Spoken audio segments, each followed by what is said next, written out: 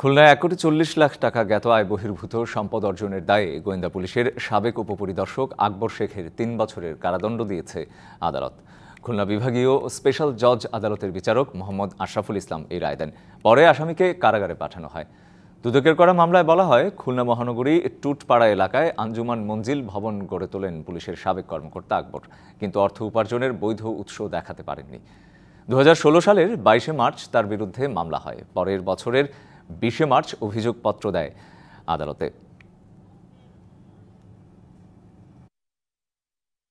অবৈধ সম্পদ অর্জন অর্থাৎ আয় বহির্ভূত সম্পদ অর্জনের মামলায় ডিবির এসআই আলী আকবর শেখ তাকে 3 বছরের কারাদণ্ড দেওয়া হয়েছে।